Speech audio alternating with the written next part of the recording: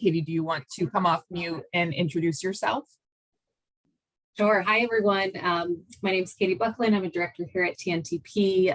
I'm coming in from Boston, so not far from many of you all, and excited to be here. Great. Thank you, Katie. Also with us, we have Margaret, Paul, Jacob, and Greg. They're going to be supporting in breakout rooms today. They are also all from TNTP. And yeah, so we'll keep going. We're excited to be here. So with that, we're going to go ahead and get started. Welcome to the fourth session of our drop-in School Leader PD on learning acceleration. Today, we're going to be focusing on how we can accelerate learning through a focus on developing academic language and discourse. Before we dive into that learning for today, we're going to spend a few minutes orienting ourselves to how we're going to spend our time together this afternoon. So many of you already know that DESE and TNTP partnered earlier this year to create the learning acceleration roadmaps to provide guidance and recommendations to educators around these three overarching priorities for accelerating learning this school year. Today, our learning is going to highlight critical practices around this third priority, ensuring strong, grade-appropriate instruction with just-in-time scaffolds when they are needed. So today, before we dive in, we wanted to first thank you all for making the time to be here with us. I'm sure, especially with COVID ramping up, there are many things happening in your school sites, and we know that it's not easy to shut your office door and be fully present for your schools to participate. So we thank you for being here. We know it can be tempting to sign on just to listen in, but we always do want to remind our participants that we strive for high engagement in our sessions. Today, you're going to be asked to join breakouts and share reflections, your answers to questions. So again, we thank you for fully engaging today. So we have a few norms that we have. We do ask that you be on video as much as possible, though we completely understand if you need to step away. We just ask that, especially if we are in breakout rooms, that you try to be present with your video on so you can engage in the discussion. And finally, if you have a private question that comes up throughout the session, please send a private chat to Margaret Bruce. She can answer any questions that arise today. So with that, here are our objectives for today. If I could please have Katie, can you come off and read our objectives today? Yes. Clarify what we mean by strategic vocabulary development and its implications. Internalize an approach for identifying which words to teach, and analyze examples of strategies that bridge language development and knowledge building. Great, thank you, Katie. I'd love to invite you all to just type into the chat which one you're most curious about, objective 1, 2, or 3.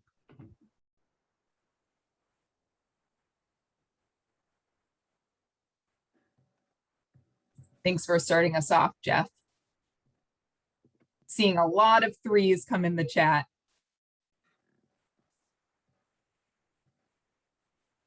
Great. Perfect. Love that.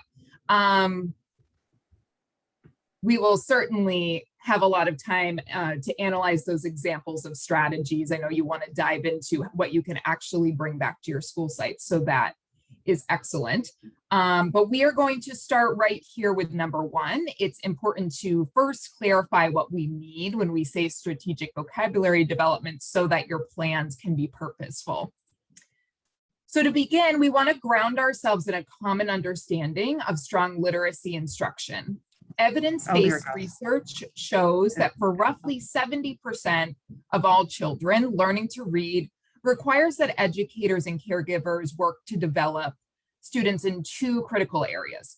One being that students can read the text accurately and fluently. So those are the skills-based competencies that are often phonics or foundational skills. And 2, being able to comprehend the meaning of text being read. Those are the meaning-based competencies that we sometimes refer to as reading comprehension. For our purposes today, we're going to be focusing on accelerating learning for those meaning-based competencies by highlighting the connection between background knowledge and vocabulary knowledge. So we have known that knowledge plays a role in reading comprehension for years. It's why every literacy textbook or curriculum that you've adopted includes at least a small section on building background knowledge, but it's been unclear how and why knowledge is tied to comprehension. In 1988, there was a research study done to dig into how much comprehension was impacted by knowledge.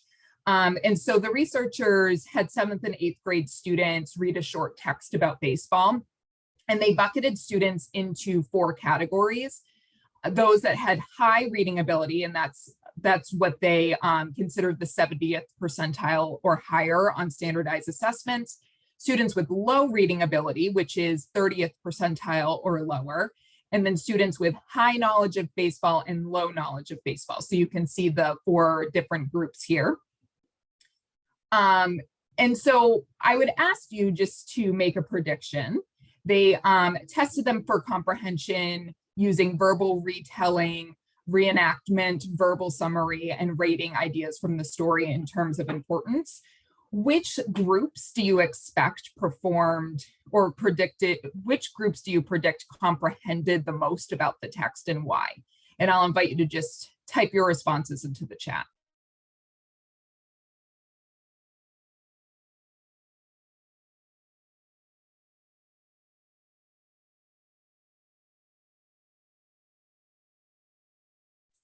Great. I'm seeing a lot of people say that students with high reading ability and high knowledge of baseball probably performed the best.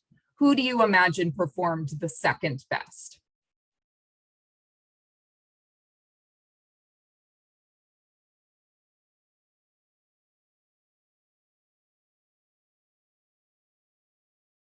Thank you for making those predictions.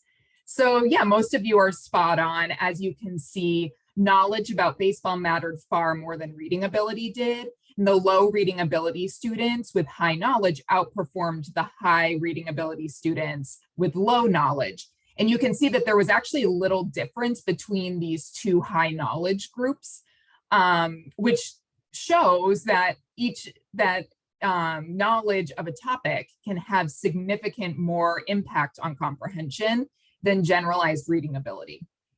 And it's widely accepted that a student's vocabulary level is a key factor in disparities in academic achievement. So with that said, unfortunately, vocabulary instruction has historically not been something that is systematic in most schools.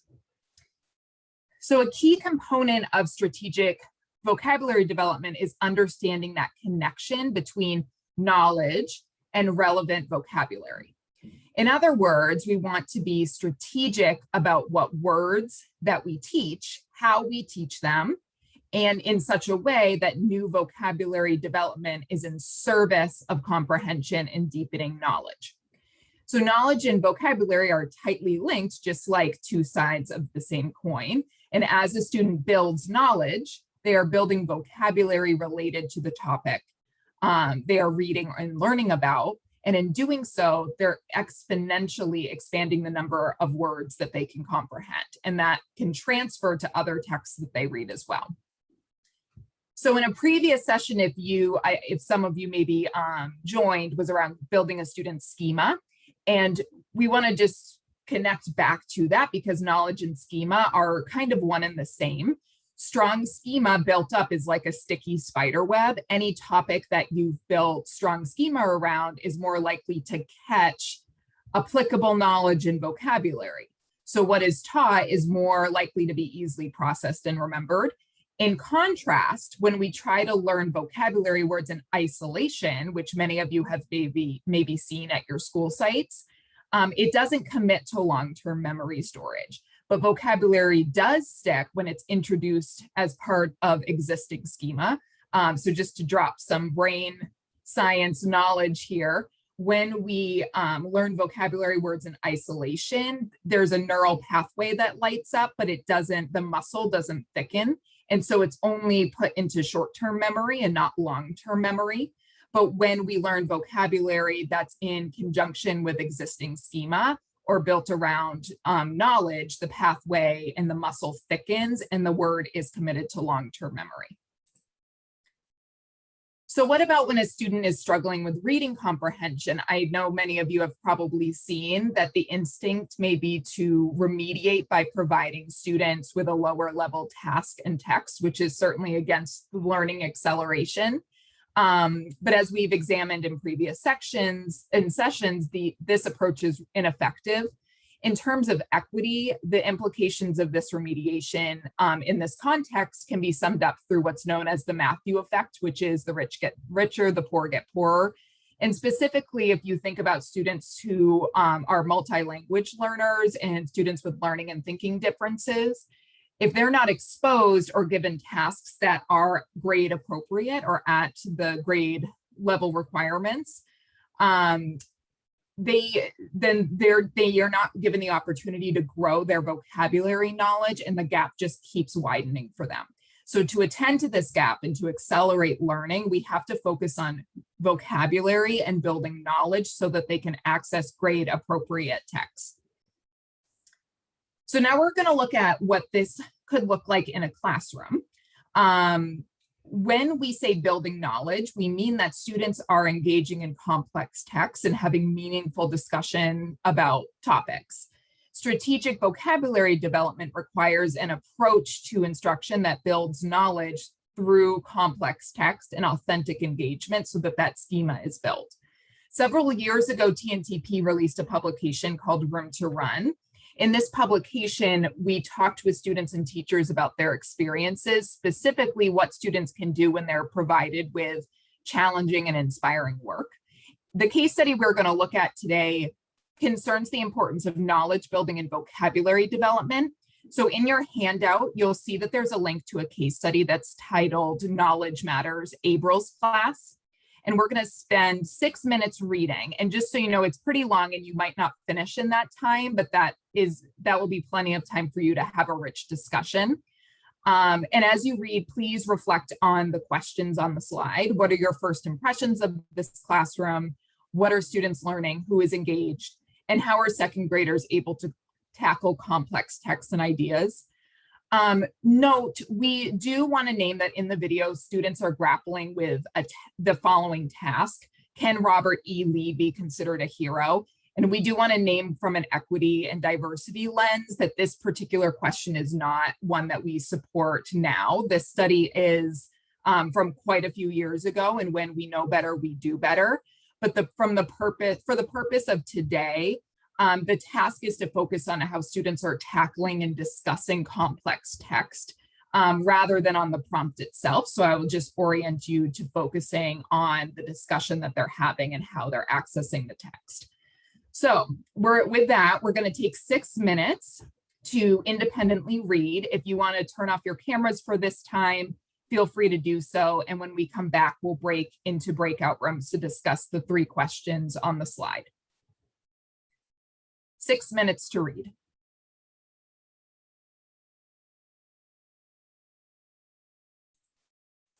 Great. Margaret, do you know if everybody's back?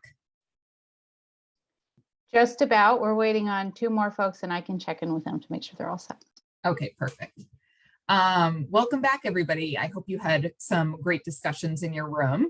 I would love to invite Emily from Fall River to start our whole group share, if you don't mind, around your reflections about knowledge building and vocabulary in this classroom. Sure. So in our group, we talked about how in this case study, these students were able to access this complex text that they probably otherwise would have struggled with because they had that knowledge base around the Civil War. So I was saying it goes back to that baseball example, right? Those kids knew about baseball, so they were able to read that text in this case, in this classroom, because the teacher had grounded the content in this knowledge around the Civil War, they were able to access those texts. So we all agreed that it was pretty amazing, the things that they were doing. And I think this speaks to the knowledge being the necessary piece. And Emily, you also had a connection to high quality instructional materials too. Would you mind sharing a little about that?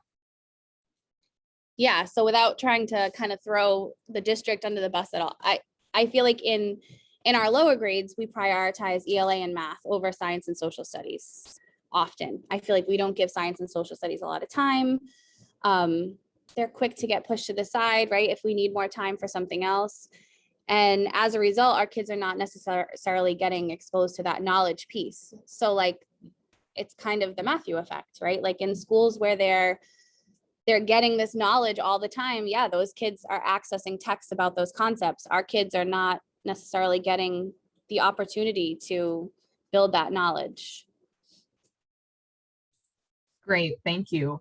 And then I would also love to invite Maureen Rooney to share your first impressions in the classroom. Oh, currently, or as it relates to the video we just saw? As it relates to the video, what were your first yeah. impressions? My first impressions that second graders can't do that work. And I've been there, done that. And we didn't have to, they struggled, some mastered it. And then the more I thought about it and saw how they were presenting it through listening or videos or read alouds, that was the basis of a lot of children who are challenged, or even the EL students, of gaining the background knowledge. If they can't read the text or haven't done it before, it doesn't mean they can't build that background. And in this case, you wouldn't necessarily teach Civil War content, but whatever they learn at this age or even listen to, it's in their brain and it's in their background knowledge. They'll revisit it later and be that much further ahead to improve on it because they've heard it before, or they've heard some words before, or now they know who Grant is. And I thought, well, you know, I've had personal examples where that worked. And I thought, it's not like they can't do it. I had to agree with the premise by the end of it, from they can't do it to the ones that give them the opportunity and let them go with it, because they might prove you wrong. As oftentimes we've seen special ed kids that we thought, oh, they'll never be able to do this. How did they pass MCAS? How did they graduate? How did they? Because we didn't say they couldn't do it. We just scaffolded everything so they could do it. Maureen, thank you for that. That's such an important reflection. Students can do amazing things if we just give them the opportunity to try. And I think that this was certainly a case study is certainly an example of that. And I appreciate the reflections that you had in your own experience teaching. So thinking about this case study, what you talked about in your groups, I'm wondering what key messages you're planning to share with teachers about high expectations and access to grade level learning, and then academic vocabulary and knowledge building. And I'll just give 1 minute here to just type some thoughts into the chat that you're thinking about sharing with your teachers.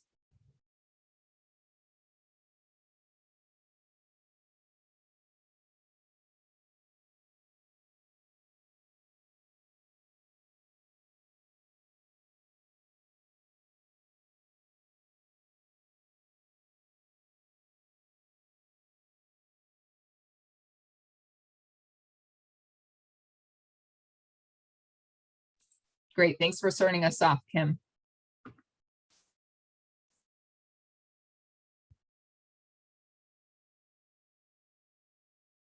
Love that, Jeff, thank you.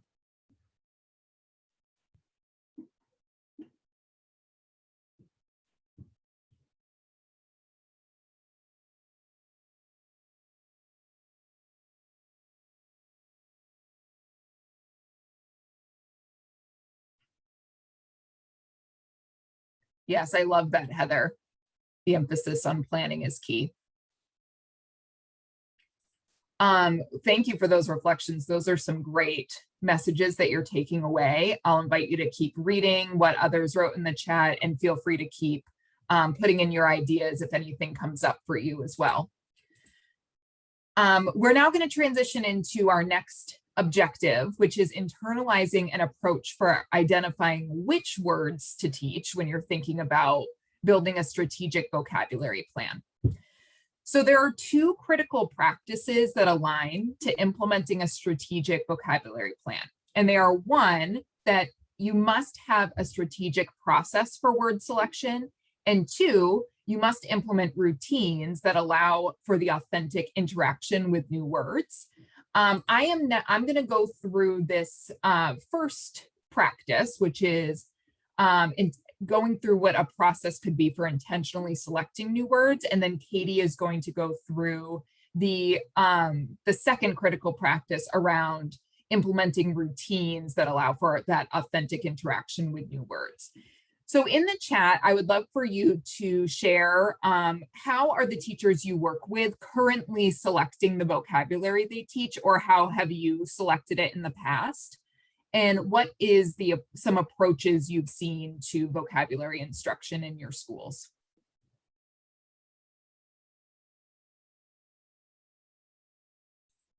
Great. Tiering vocabulary.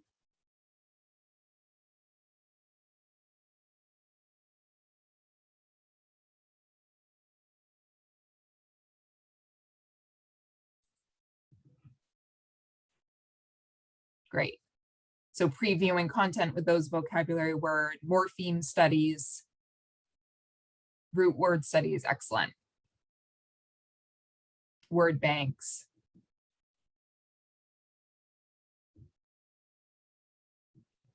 Good. See, some of you that have certain curriculums in place are using that process. Great. So these are some great ways that teachers are already thinking about how to select vocabulary they teach and their approach.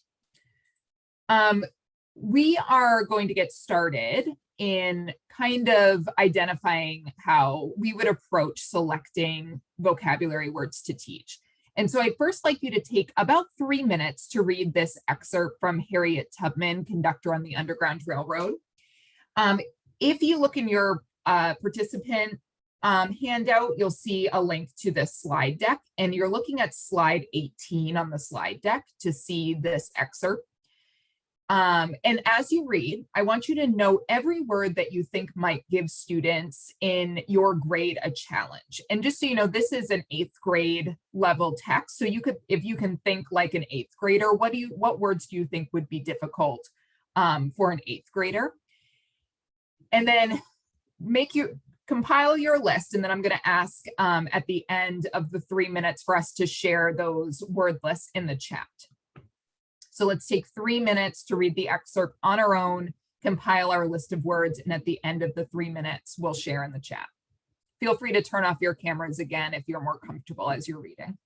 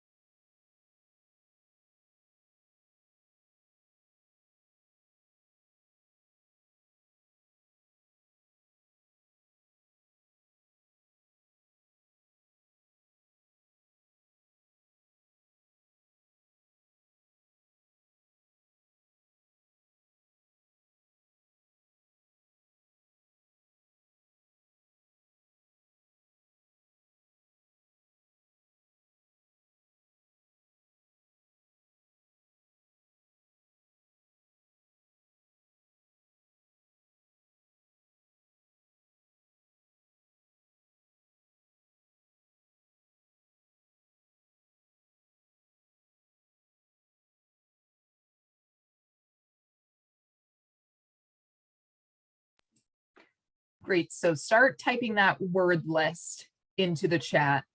So we're ready to press send.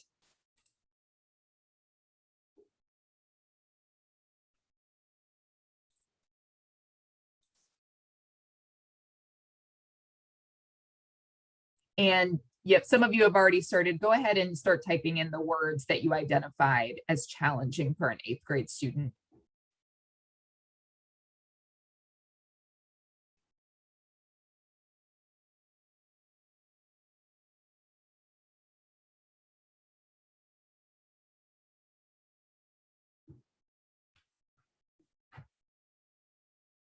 Great.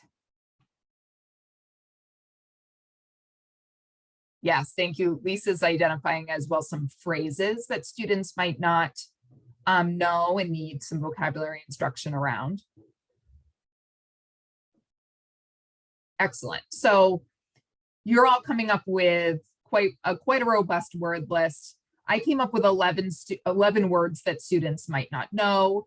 And this is not even one of the most complex texts that I know that you've seen for 8th graders for vocabulary. And we know that we don't have time to explicitly teach 11 vocabulary words. So we have to consider how we can be more strategic about choosing which words to teach.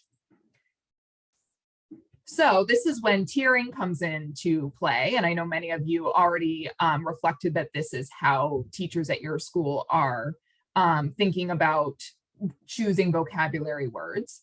The Common Core talks about tier 1 through 3, as you know. Just take a moment to refresh yourself on each tier and the examples of words that we provided. Then just give me a thumbs up when you are refreshed on what each tier means. Good, I see some thumbs up. Great. And I'll keep this slide up for a minute as well. As many of you probably have seen, we tend to overly focus on tier 3 words. That's because these are the words that are easily identifiable, and oftentimes curricular materials tend to do a good job of calling them out. They're often the words that are bolded, and sometimes they're the ones that are suggested for us to explicitly teach. These words are definitely important. However, we also need to equip students with those high utility tier 2 words that they're going to need to attend to the demands of the tasks. In other words, language that may not have something specific to do with the content itself, such as the language we use to compare, justify, analyze, things like that.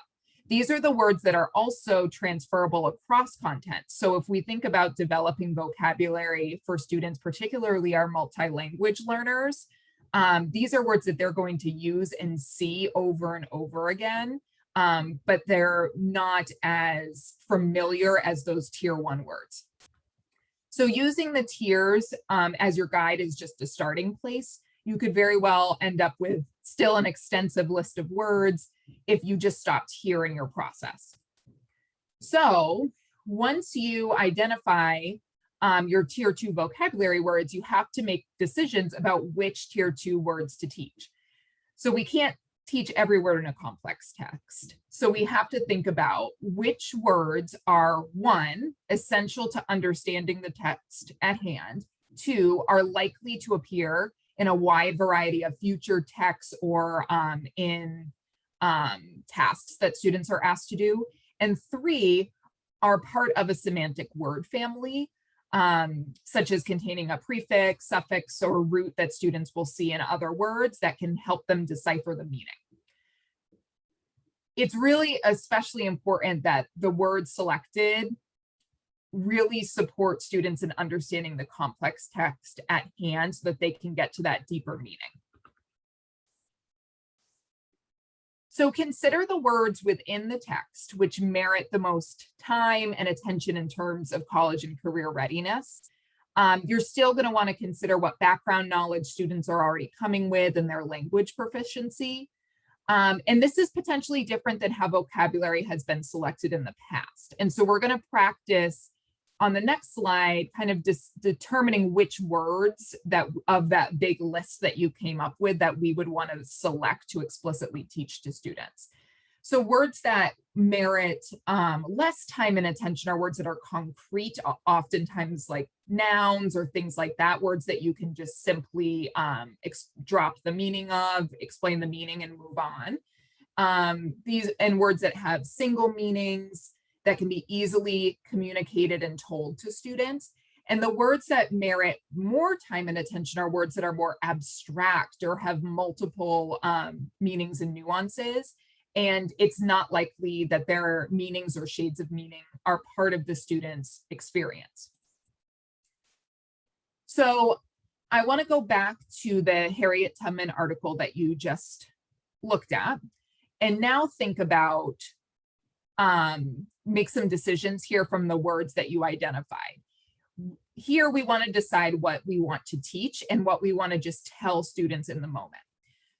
We can't teach word for word, so it's important to begin a new lesson or unit with opportunities for students to engage in collaborative work that activates and fortifies their existing schema.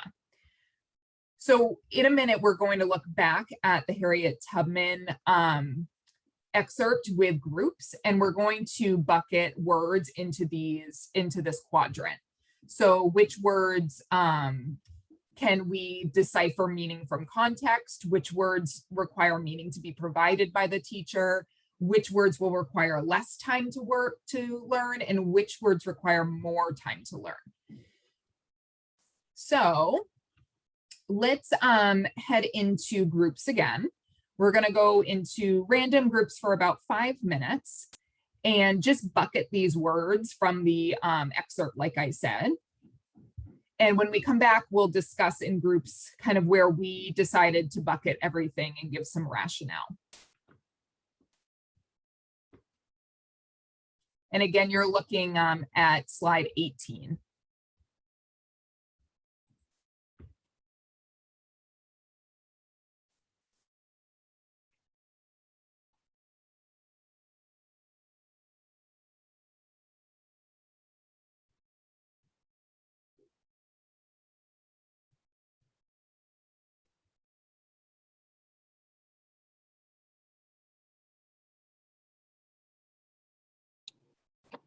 I don't know if everyone else has been sent away, but I have a question. Sure, what's your question? Well, I just came because I was dealing with an issue at a school. So Oh, no problem. I have a couple of questions, actually. My first one is I see that it's being recorded. Will I be sent a recording so I can see what I missed? Yes. Okay. And then I just got here, so I didn't see the Harriet Tubman reading. Sure. I don't know if it's something you all had shared in the chat before. Yeah, so we'll put it back into the chat for you. Thank you. Because you only get to see the chat from whenever you arrive. Right. So We'll I put see it the back in note catcher.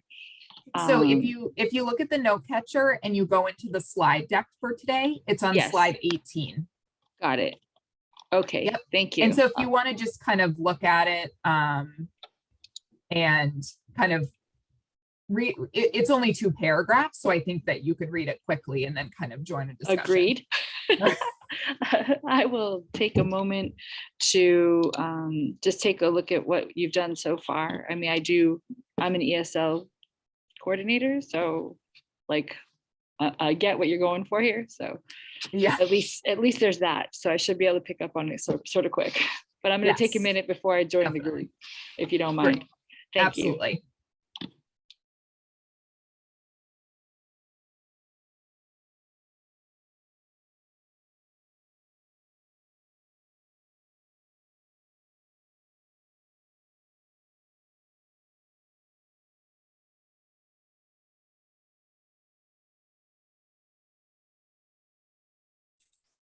Great, just giving everybody a few seconds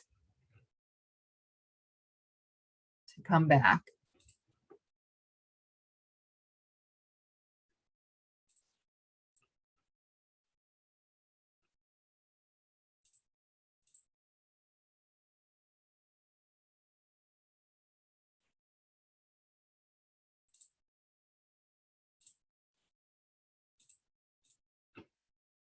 Okay, I think that's everybody. Great. I'd love to invite Kyra. I hope I'm saying that right. Is that right? Okay, she's saying yes. Kyra to share what she was talking about in her group.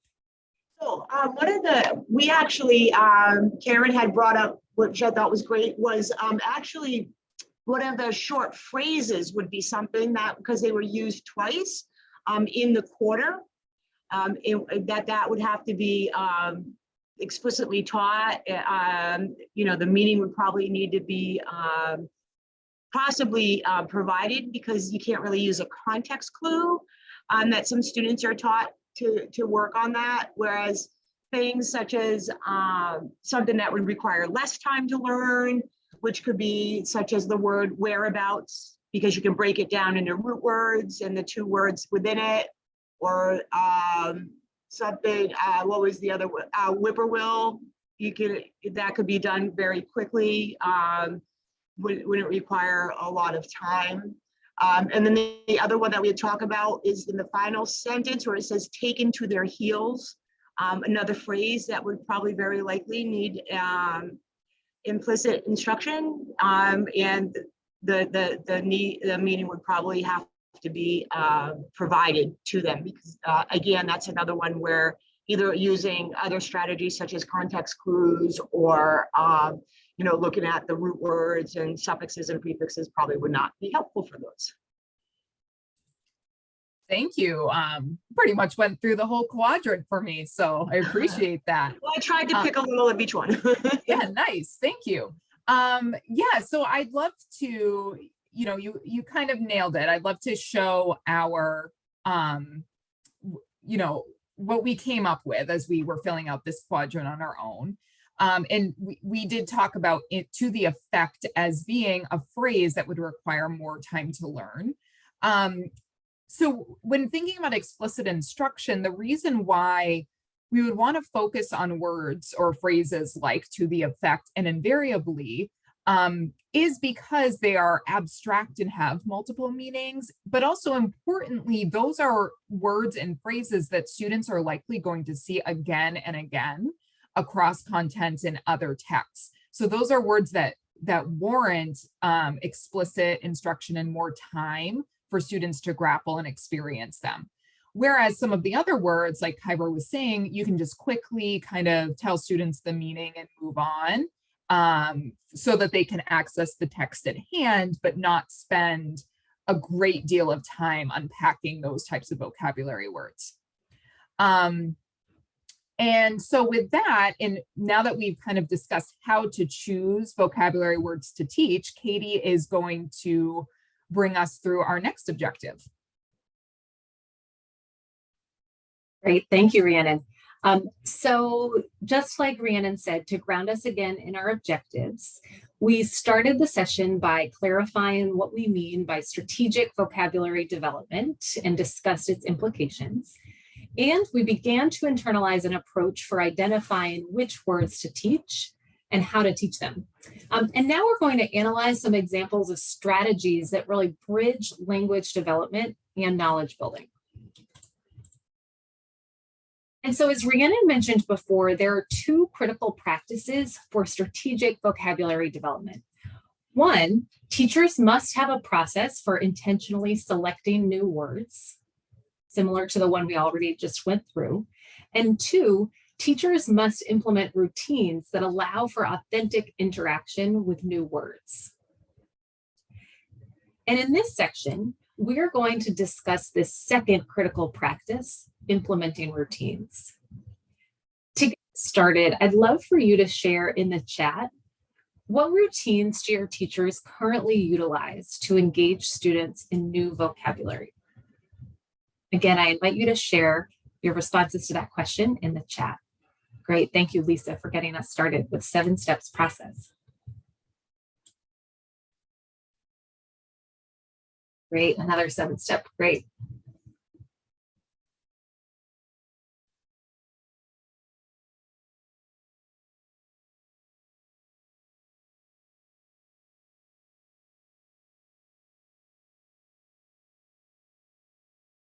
Great, the Frere model. Right? Vocabulary and context, concept mapping with vocabulary. Great. So you all are already using some really key strategies and your teachers are already using them, which is great. And the research really backs up that having consistent routines is really critical. So because it requires such consistent exposure and meaningful engagement for students to learn new words, we want teachers to have really clear routines that they use whenever they are helping students learn these words. Because research shows that when new units or concepts are introduced to students, over 200 new words are used. And it takes an average of 17 productive exposures of a word for a student to own or master it. And in terms of automaticity, it takes 70 to 120 times to say a word to make it automatic. And so these routines can be really helpful for teachers and students as they try to give students that opportunity to engage meaningfully in these new words. And so a great way to facilitate multiple exposures and meaningful engagement with new words is through a routine commonly known as Marzanos Six Steps for vocabulary instruction. This is a scaffolded approach to building vocabulary that can be done over the course of a unit. And this routine is very popular. It's also an effective one to use with multilingual learners. So please take a minute to just read the steps just to get a general idea of the multiple exposures that students will experience in this routine, or to refamiliarize yourself with it if you're already familiar with this model.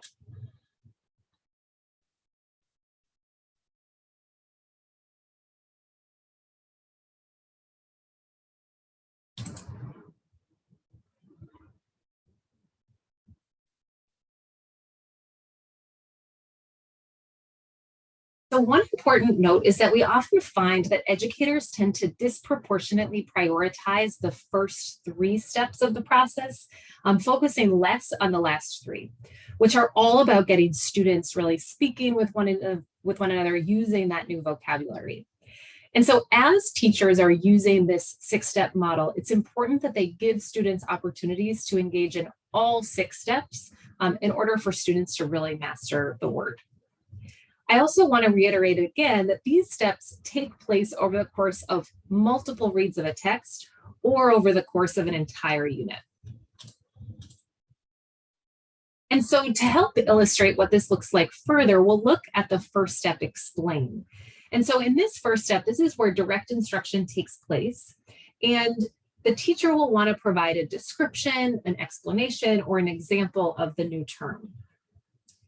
In this case, teachers are not asking students to infer or predict what the word means. And in fact, research actually shows that spending a lot of time trying to get English language learners to infer words can make it more difficult for them to store and retain new words. So instead, you want to provide a description, an explanation, or an example of the new term. And there are different steps that you can take to explain the word that you want to teach. For example, the teacher can say the word. The teacher can ask students to repeat the word 3 times, maybe clap out the syllables. The teacher can explain the meaning with a student-friendly definition. They could use a visual stimulus to present the word. They could highlight features of the word that students might be familiar with, some of those prefixes or suffixes or root words that might help them to really understand the meaning. And they could provide examples of the word in context using a sample sentence. And I want to spend a little time providing you with a tool around this idea of providing students with a visual stimulus to present the word. So this can be a really, really powerful way to help students learn what the word means. And these visuals could be a video, a picture, realia, etc. But we know that sometimes finding pictures can take a lot of time. And so one helpful tool in order to introduce new vocabulary is called Quizlet. Some of you might be familiar with it, but it's an online platform with just thousands of ready-made flashcard sets.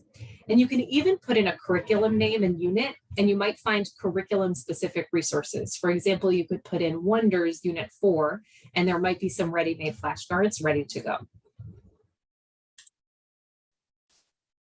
So now that we've looked at step 1, which is explain, let's take a look at steps 2 through 4. So steps 2 through 4 encompass typical ways that you may have seen teachers address vocabulary before.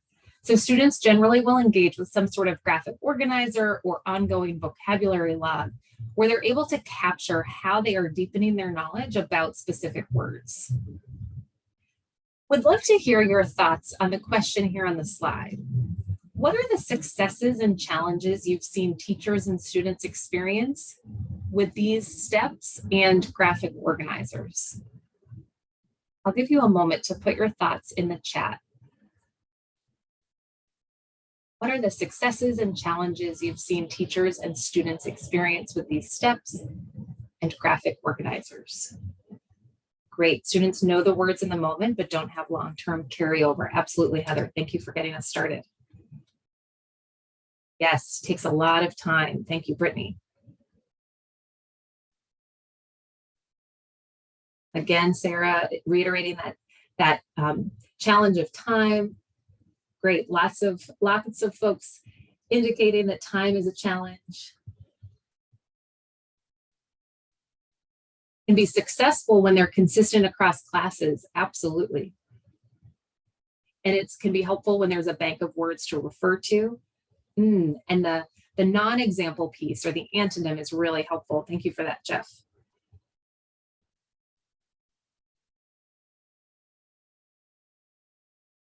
Great, great. Thank you all for sharing what you've observed with these types of graphic organizers and vocabulary logs. So while these graphic organizers are necessary and can be very helpful, they can also be problematic if time and resources are not utilized effectively.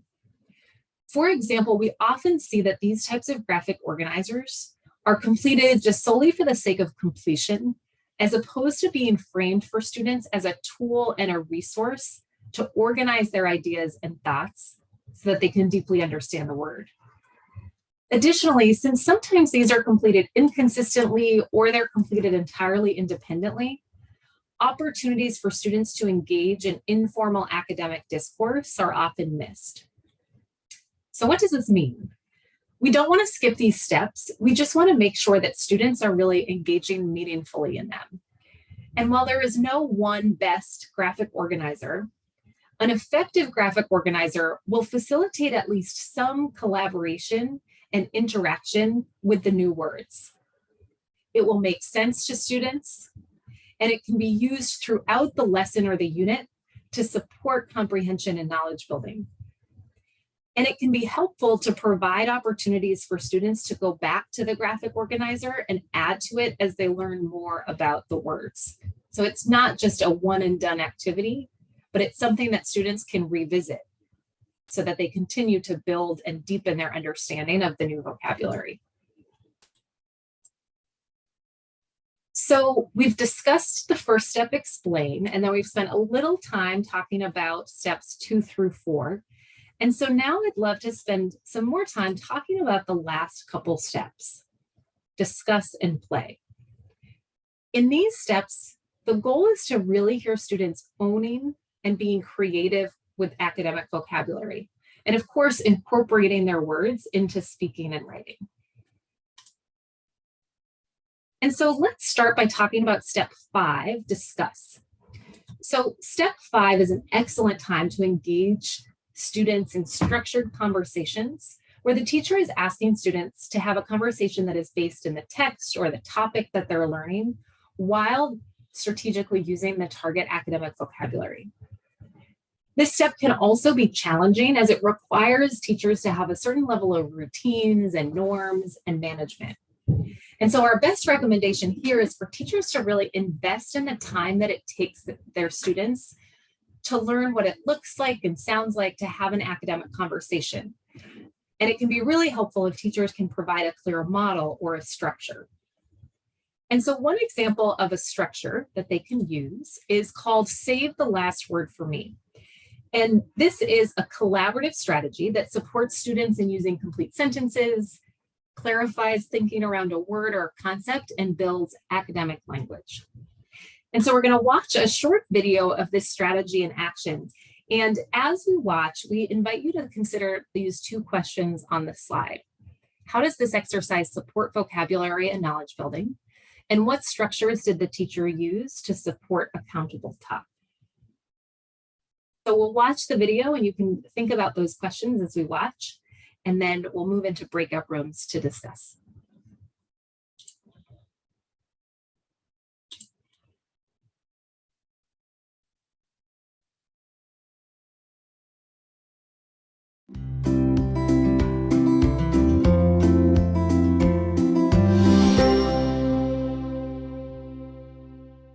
Save the Last Word for me is a tool that I use here in the classroom for the students to use within their neighborhood or their groups. We use it after we do a particular assignment, and it helps them to really get into thinking about what they've done and why they've chosen that.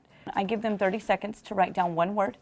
Then they get 30 seconds to write down why they chose that word. Everybody thinks about one word differently.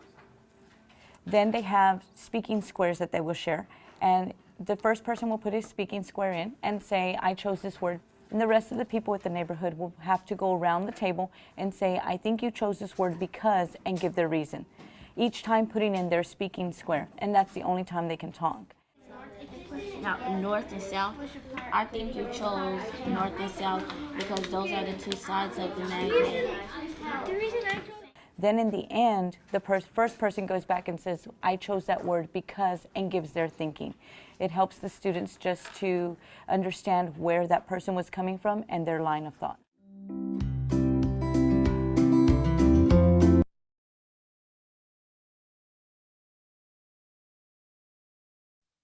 All right, so we'll open breakout rooms in just a moment, and the questions are in the chat.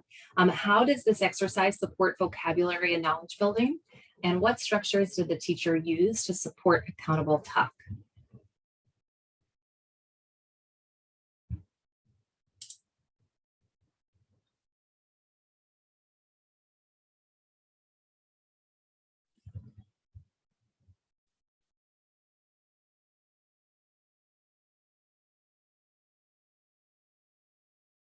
Whole group, go ahead and put your name in the chat.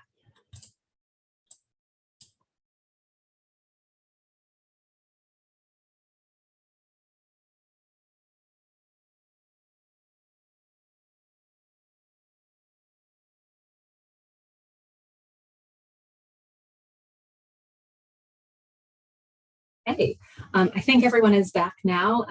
So thank you all for engaging in that conversation. I would love to elevate a couple ideas to share out whole group. And so you could share your responses to either of these questions. How does this exercise support vocabulary and knowledge building? And what structures did the teacher use to support accountable talk? So would love to get started with Katerina. And Katerina, please correct me if I'm pronouncing your name wrong. No, that's fine. Yep. Great, thank you.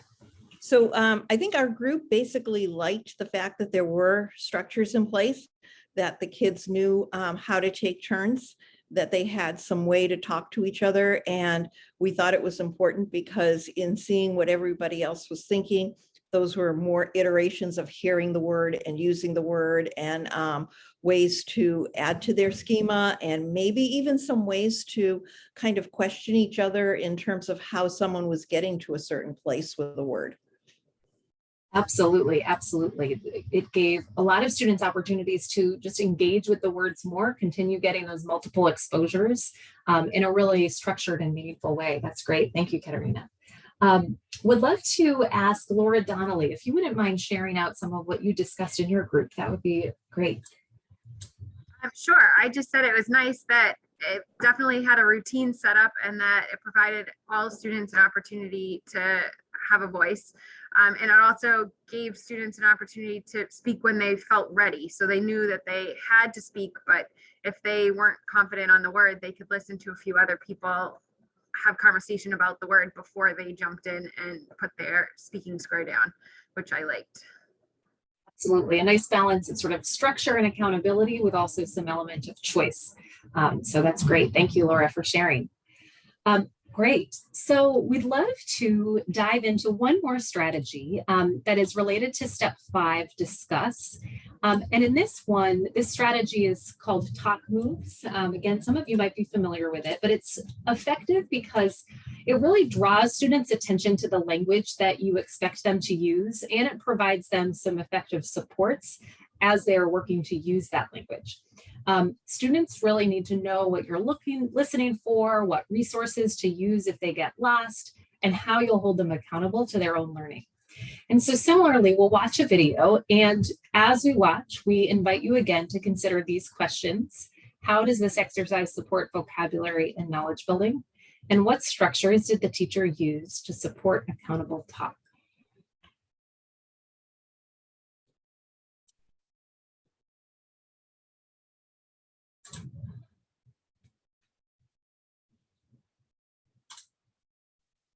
These are the keys to participating in a conversation fully. Sometimes we all need a little bit of a Kickstarter to feel like we can contribute.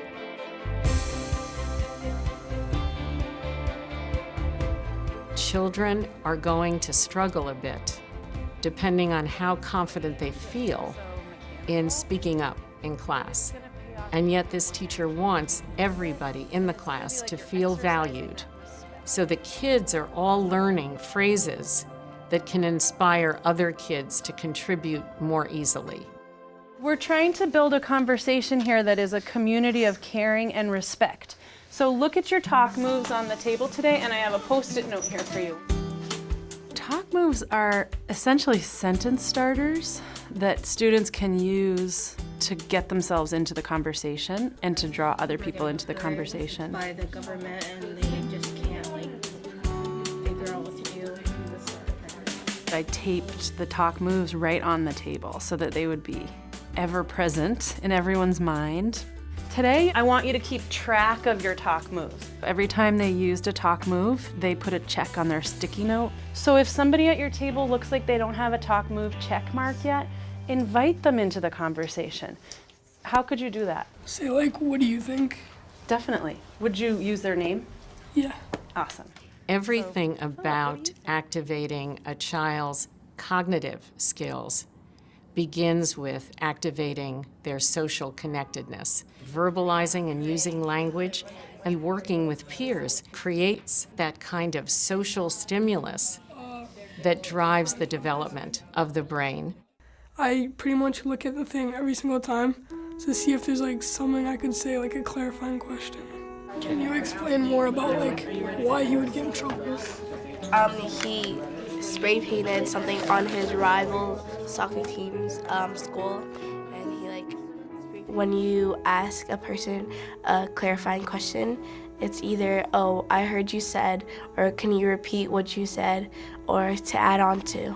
They help enormously with language learners. They give everybody a platform to jump into a conversation because half the sentence is there for them already. But they also challenge other types of learners who may be accustomed to doing independent work and they need a bridge to collaborate more with a group. It pushes kids out of their comfort zone of social conversations, and it moves them more towards a professional and an academic kind of register. All his accomplishments in his past, all the other marches he had, Martin Luther King, his other previous marches, and he wants to help this next march. I heard you say previous marches. Does it say anything about Yeah, he was in Martin Luther King's marches. I do talk moves because in order to have a great discussion, everyone has to feel like they're part of it and valued. And when they walk away, they really have bridged a gap with someone that maybe they wouldn't have necessarily talked to or talked to on that level. This teacher is aware of children having different levels of comfort and discomfort, of making their skills visible, and she's getting kids to support each other's participation with these talk moves. This teacher created a pathway for every single child in this class to belong.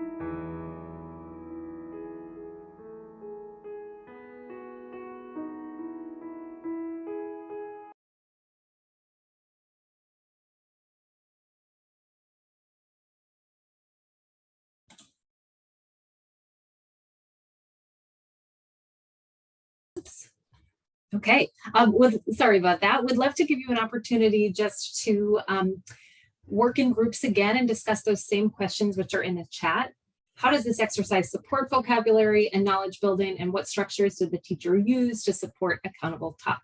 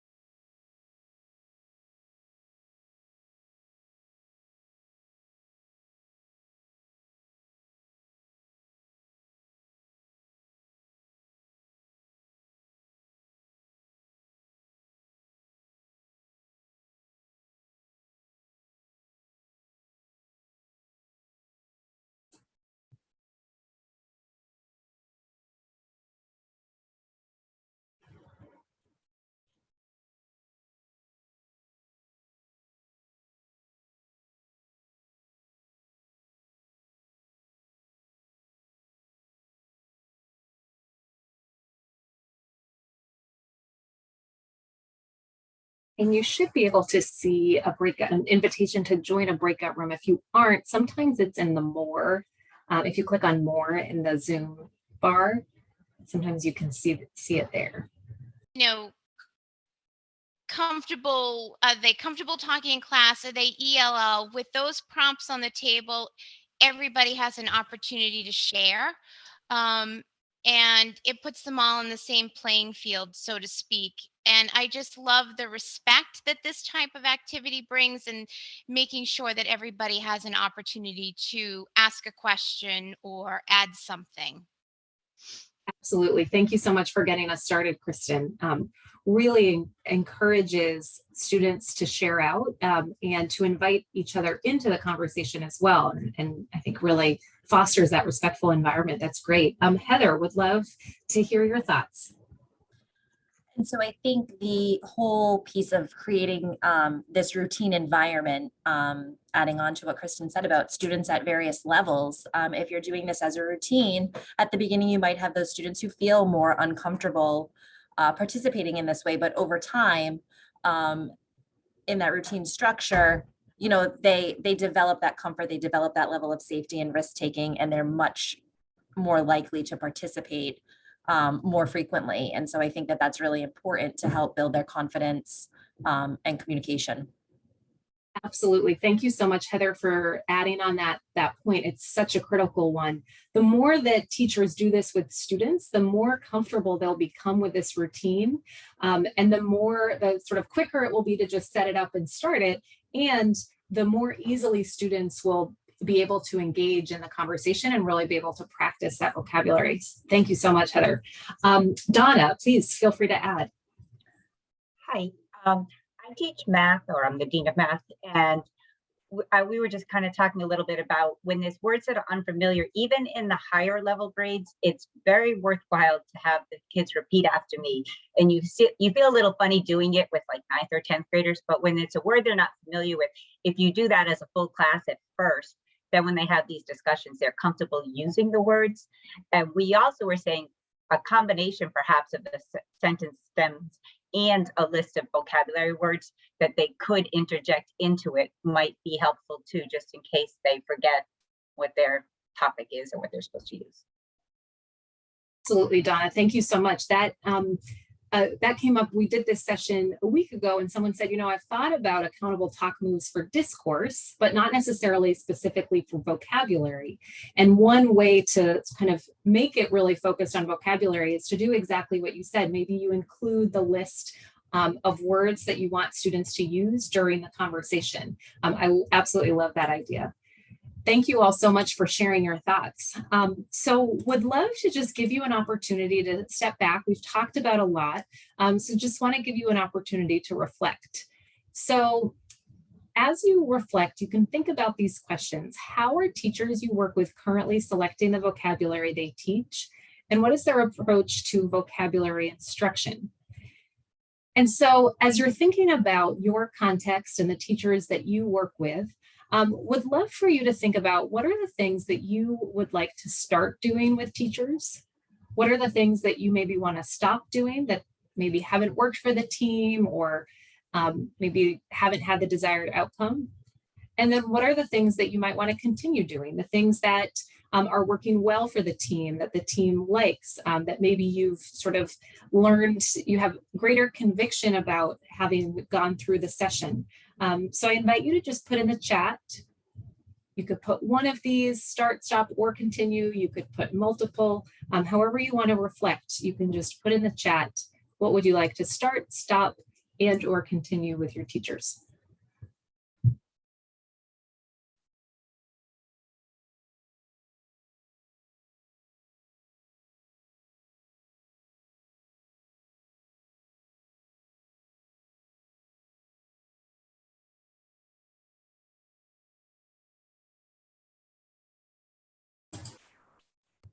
Great, thank you, Richard and Jeff, for getting started.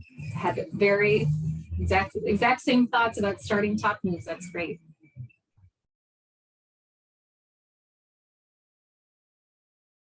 Love that, Alicia, saying starting a vocabulary routine for math as well as for literacy.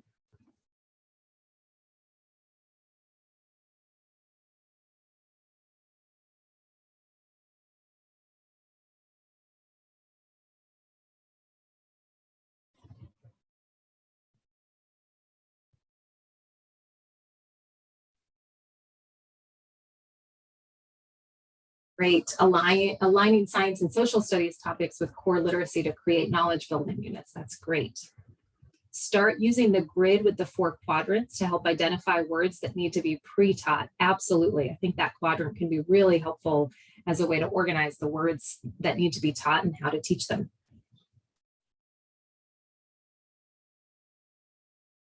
Moves across content areas, absolutely. Great, and using an organizer to prioritize words. That's great. Great, well, thank you so much for reflecting on that and sharing what you're thinking about starting, stopping, and continuing.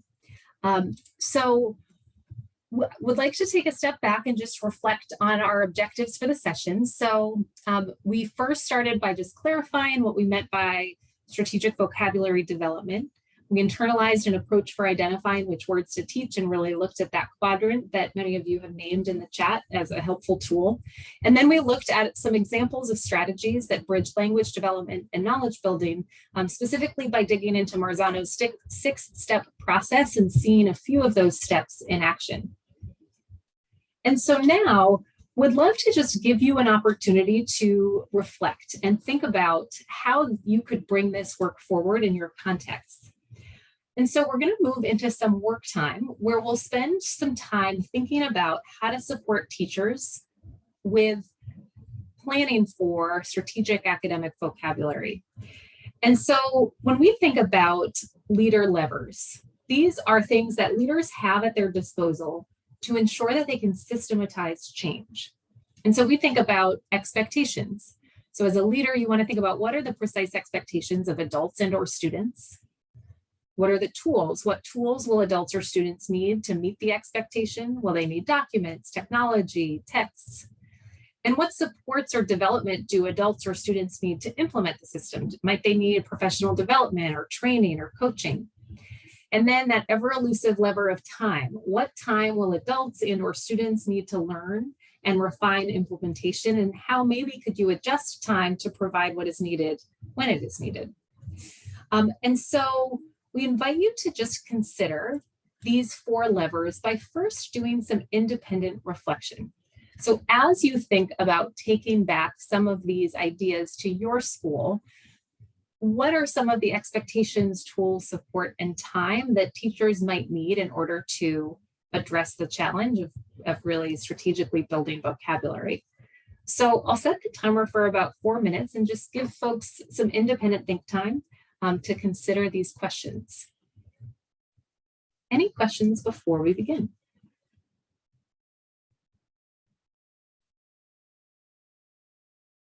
All right. Feel free to go cameras off for these 4 minutes if you would like, and I'll bring us back together afterwards.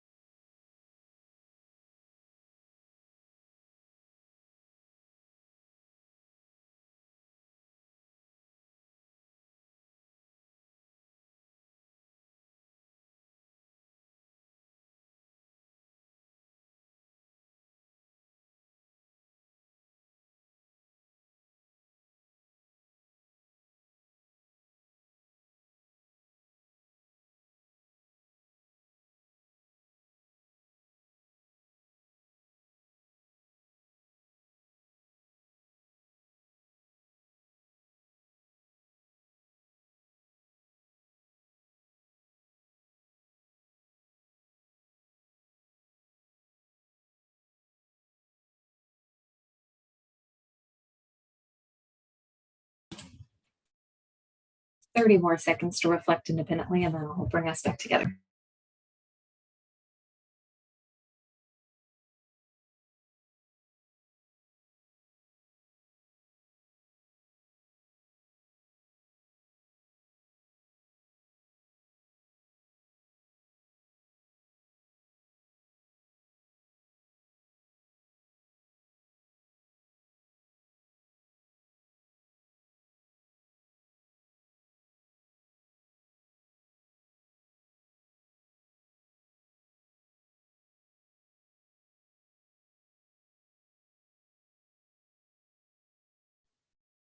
Okay, thank you for taking some time to reflect. So I'd love to invite you to just come back, hold group. And right now, what we'll ask you to do is to just think about which lever, expectations, tools, support, or time you'd like some thought partnership on from your colleagues around the state. For example, if you really want to share some ideas around or brainstorm ideas around trainings or PD, you could join the support breakout group. And so in a moment, Rhiannon will open up the breakout groups and you'll have an opportunity to select the group that you want to join. So if you want to talk expectations, you'll select that one, tools, you'll select that one, and so on. And so whichever group you want to really dig into, we'll have about 6 or 7 minutes in those breakout rooms, and then we'll close out.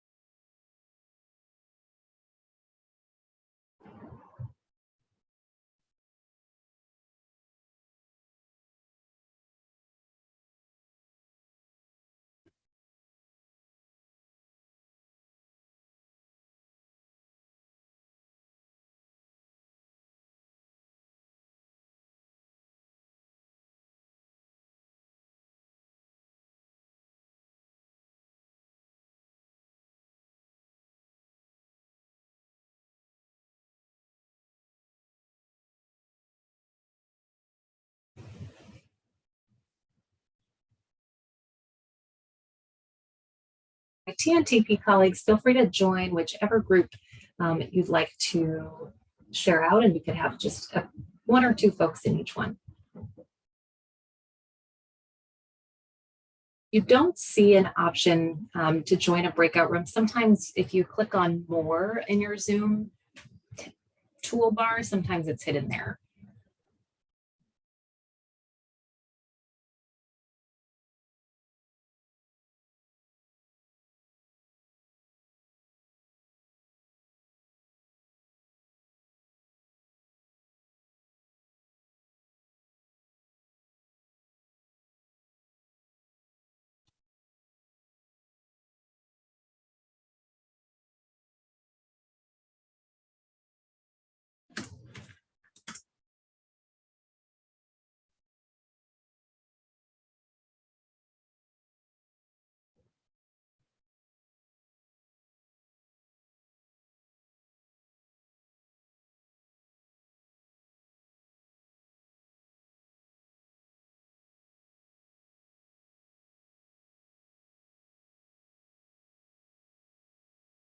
Jacob, it looks like support.